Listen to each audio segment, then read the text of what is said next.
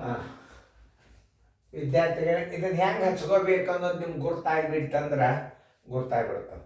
ಇದೇ ರೀತಿ 4 ಮತ್ತು 25ರ ನಡುವಿನ ಮಧ್ಯಮಾನುಪಾತವು ಎಕ್ಸ್ ಆದರೆ ಎಕ್ಸ್ ಅನ್ನು ಕಂಡು ಹಿಡಿಯಿರಿ. ಒಂದನ್ನು ತಿಳಿಸ್ತಾನೆ. ಅವತ್ತನ್ನು ಎಲ್ಲಿ ಹಾಕಬೇಕು ಅನ್ನೋದು ತಿಳ್ಕೊಬೇಕು ನೀವು. ಎಲ್ಲಿ 24 ಮತ್ತು 25 ಹೆಂಗೆ ಹಾಕಬೇಕು ಅನುಪಾತದಾಗ. ಇದು 4 ಬರ್ತಾವೆ, ಸಮಾನುಪಾತದಾಗ ಬರ್ತದೆ. ಇದರ ಬರ್ತದೆ, ಇದು ಸಮಾನುಪಾತದಾಗ. ಯಾಕಂದ್ರೆ ಮಧ್ಯಾನುಪಾತ ಎಕ್ಸ್ ಆಗಿದ್ದರೆ ಅಂದ್ರೆ ಅಂತ್ಯಪದದಾಗ ನೀವು 4 ಮತ್ತು 25 ಅಂತ್ಯಪದದಾಗ ಹಾಕೋಬೇಕು. ಮಧ್ಯಾನುಪಾತವನ್ನು ಎಕ್ಸ್ ಹಾಕೋಬೇಕು ಅಂದ್ರೆ ಉತ್ತರ ಸಿಗ್ತದೆ. ಒಂದು ಉದಾಹರಣೆ 4 ನೋಡಿ ಮತ್ತು 4 ಮತ್ತು 25. 4 ಮತ್ತು 25ರ ಮಧ್ಯಾನುಪಾತ ಎಕ್ಸ್ ಆಗಿದ್ದರೆ 4 ಅನುಪಾತ ಎಕ್ಸ್ ಸಮಾನುಪಾತ ಎಕ್ಸ್ ಅನುಪಾತ 25 ನೋಡಿ. ಮಧ್ಯಾನುಪಾತ ಎಕ್ಸ್ ಆಗಿದ್ದರೆ ಹೆಂಗೆ ಮಾಡ್ಕೋಬೇಕು ಅನ್ನೋದು ನೋಡ್ಕೊಂಡು. ಎಕ್ಸ್ ಗುಂಡ್ಲೆ ಎಕ್ಸ್ ಬರೋಬ್ಬರಿ ಏನಿದು ನೋಡ್ರಿ, ಎ ಬಿ ಸಿ ಡಿ ಇದು ಸೇಮ್ ಇರಬೇಕು ಗುಣಲಬ್ಧ. ಆಮೇಲೆ ಇದು ಗುಣಲಬ್ಧ ಸೇಮ್ ಇರ್ತದೆ. ಇದನ್ನು ನೀವು ಪಕ್ಕ ತಿಳ್ಕೊಂಡು ಬಿಡ್ರಿ ಸಾಕು. ಈಗ ಇಲ್ಲಿ ಎಕ್ಸ್ ಅದ ಅಂದ್ರೆ ಏನು ತಿಳ್ಕೊಬೇಕು? ಎಕ್ಸ್ ಗುಂಡ್ಲೆ ಎಕ್ಸ್ ಈಸ್ ಈಕ್ವಲ್ ಟು 4 ಗುಂಡ್ಲೆ 25. ಎಕ್ಸ್ ಗುಂಡ್ಲೆ ಎಕ್ಸ್ ಅಂದ್ರೆ ಏನಾಯ್ತು? ಎಕ್ಸ್ ಸ್ಕ್ವೇರ್ ಬರೋಬ್ಬರಿ 100. ಎಕ್ಸ್ ಸ್ಕ್ವೇರ್ ಬರೋಬ್ಬರಿ 10 ಗುಂಡ್ಲೆ 10. ಇದರ ವರ್ಗಮೂಲ ತೆಗಿಬೇಕು. ಆಮೇಲೆ ಇದರದ್ದು ವರ್ಗಮೂಲ ತೆಗಿಬೇಕು. ಎಕ್ಸ್ ಬರೋಬ್ಬರಿ 1/10 ತಕೊಂಡು ಬಿಡ್ಬೋದು. Answer is equal to 10. Answer is equal to 10. ಇಲ್ಲೂ 10 ಇಡ್ರಿ, ಇಲ್ಲೂ 10 ಇಡ್ರಿ. 10 ಹತ್ತಲೆ 100, 25 4 100. ಬಾಯ್ಲೇನೆ ಮಾಡ್ಬೋದು. ಅದೊಂದು ಮಾದರಿ ಕೊಟ್ಟಂದು ಮಾಡ್ರಿ.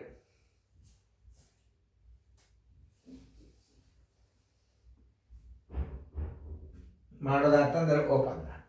16 ಮತ್ತು 4ರ ನಡುವಿನ ಮಧ್ಯಮಾನುಪಾತವು ಎಕ್ಸ್ ಆಗಿದ್ದರೆ ನೋಡಿ ರೀತಿ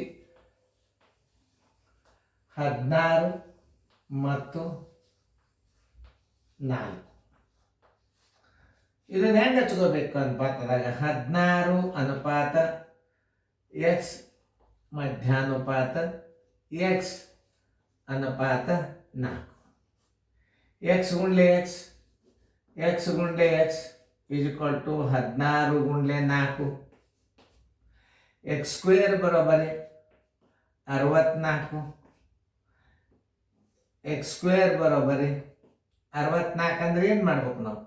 8 ಗುಂಡ್ಲೆ 8ರ ವರ್ಗಮೂಲ. ಎಕ್ಸ್ ಸ್ಕ್ವೇರ್ ಎಕ್ಸ್ ಬರೋಬ್ಬರಿ 8. ಆನ್ಸರ್ 8. ಇದರ ವರ್ಗಮೂಲ ತೆಗೆದ್ಬಿಟ್ರೆ ಮುಗಿದೋದು. ಆಮೇಲೆ ಎಕ್ಸ್ ಸ್ಕ್ವೇರ್ ಬರೋಬ್ಬರಿ 8 ಗುಂಡ್ಲೆ 8 ಯಾಕಂದ್ರೆ ಇನ್ನು ನೀವು 8 ಹೊರಗೆ ತೆಗೆದಿಲ್ಲ. ಎಕ್ಸ್ ಯಾವಾಗ ಹಾಕೋತೀರಿ ಒಂದು 8 ತಕೊಂಡು ಬಿಡ್ರಿ. ಯಾವುದೇ ಒಂದು 8 ತಕೊಂಡು ಬಿಡ್ಬೇಕು. ಆಮೇಲೆ 64 ವರ್ಗಮೂಲೆ ಎಕ್ಸ್ ಬರ್ಬೇಕಾದ್ರೆ ವರ್ಗಮೂಲ ತಕ್ಕೋಬೇಕು. ಯಾಕಂದ್ರೆ ಎರಡೆರಡು ರೀತಿ ಒಳಗೆ ಗಣಿತ ಹೆಚ್ಚಿರ್ತಾರೆ ಅವ್ರು. ಎಕ್ಸ್ ಬರೋಬ್ಬರಿ 10. ಒಂದು 10 ತಕೊಂಡ್ಬಿಟ್ರೆ ಮುಗೋದು. Answer is equal to 8. ಇನ್ನು ಮುಂದೆ ನಿಮಗೆ ಅನುಪಾತದಲ್ಲಿ ಕೆಲವೊಂದು ಪಾಯಿಂಟ್ಸ್ಗಳನ್ನು ಹೇಳ್ತಾನೆ. ಜನಸಂಖ್ಯೆದಾಗ ಏನಾದರೂ ಅನುಪಾತ ಬಂತು ಅಂದ್ರೆ ಪುರುಷರು, ಮಹಿಳೆಯರು, ಹುಡುಗಿಯರು, ಹುಡುಗರು 4 ಅನುಪಾತಗಳು ಬರ್ತಿರ್ತಾವೆ. ಯಾವುದೇ ಒಂದು ಪಾಯಿಂಟ್ಸ್ಗಳನ್ನ ಜನಸಂಖ್ಯೆ ಬಂತು ಅಂತಂದ್ರೆ 2 ಬರ್ಬೋದು. ಪುರುಷರು ಸ್ತ್ರೀಯರ್ದು ಬರ್ಬೋದು, ಇನ್ನೊಂದು ಬರ್ಬೋದು. ಹುಡುಗಿಯರು ಮತ್ತು ಹುಡುಗರು ಕೂಡಿ ಹುಡುಗರು ಮಕ್ಕಳು ಅಂತ ಬರ್ತದೆ. 3 ಅನುಪಾತ ಬರ್ತಾವ. ಒಂದು ಮಹಿಳೆಯರದ್ದು ಬರ್ತದೆ, ಒಂದು ಪುರುಷರು ಬರ್ತದೆ, ಒಂದು ಮಕ್ಕಳದ್ದು ಬರ್ತದೆ. ಆ ಮಕ್ಕಳದೊಳಗೆ ಗಂಡು ಹೆಣ್ಣು ಮಿಕ್ಸ್ ಇರ್ತವೆ. 4 ಭಾಗ ಮಾಡಿದ್ದ ಅಂದ್ರೆ ನೀವು ಹೆಣ್ಣು ಹುಡುಗರು ಸಪ್ರೇಟ್ ತೆಗಿಬೇಕಾಗ್ತದೆ. ಆಮೇಲೆ ಗಂಡು ಹುಡುಗರು ಸಪ್ರೇಟ್ ತೆಗಿಬೇಕಾಗ್ತವೆ. ಏನಾಗಿದೆ? ಎದ್ರದ್ದಾಯ್ತು ಈಗ ಒಟ್ಟು ಆಟಗಳು. ಒಟ್ಟು ಆಟಗಳ ಅನುಪಾತ ಅದು ಗೆದ್ದ ಅನುಪಾತ, ಸೋತ ಅನುಪಾತ, ಒಟ್ಟು ಆಟಗಳು.